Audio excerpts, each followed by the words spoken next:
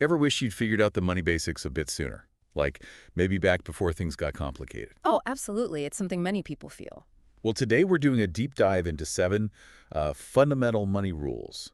These can really help set you up, especially if you get a handle on them before, say, your mid-20s. Yeah, think of them as guideposts. Not rigid laws, but helpful principles for building that financial foundation. Okay, let's kick off. Rule number 1, the 50-30-20 rule. This is all about where your money goes after tax. Right. It helps you visualize and plan. So 50% is for needs. These are the absolute essentials.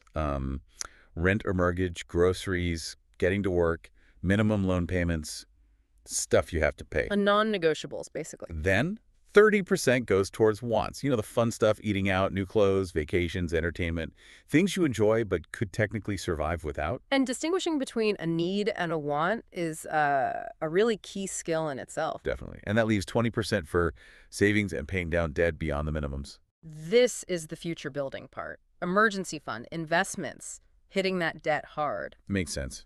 Okay, rule 2, the 4% rule.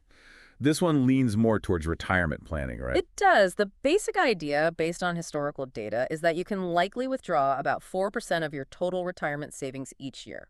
And not run out of money for potentially 30 years or even more, assuming a balanced investment mix, of course. Exactly. It gives you a target number for sustainable income in retirement. So quick math. If you manage to save $1 million, 4% of that is $40,000 a year. Or about $3,333 a month before taxes.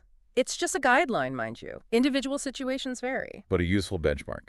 Okay, rule 3, the 3 to 6x fund rule, emergency fund time, Crucial. This means saving up 3 to 6 months worth of your essential living expenses. and keeping it somewhere safe and easy to access, yeah. Absolutely. This isn't investment money. It's your safety net for, like, sudden job loss, unexpected medical bills, major car repairs. The real oh no moments, not for planning a weekend trip. Precisely. It stops a setback from becoming a full-blown financial crisis, helps you avoid racking up high-interest debt. Got it.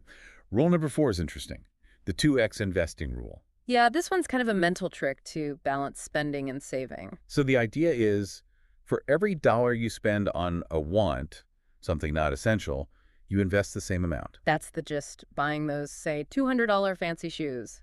Okay, then you also put $200 into your investment account. Huh, okay. It forces you to think about the trade-off, doesn't it? Encourages mindful spending while still building wealth. Exactly. Makes the opportunity cost very real.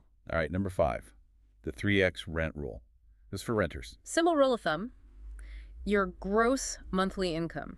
So before tax should ideally be at least 3 times your monthly rent. So if rent is $1,000 a month, you should be aiming to earn at least $3,000 gross. Yeah.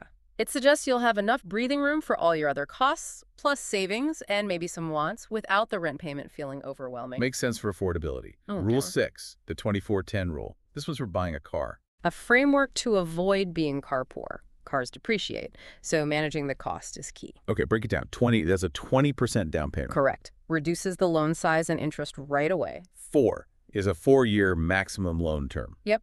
Pay it off faster, pay less interest overall. Longer loans can keep you underwater. And 10 means your total car expenses payment, insurance, fuel, maintenance shouldn't exceed 10% of your gross monthly income. That's the goal. Keeps the car from eating too much of your budget. Good practical advice. Mm-hmm.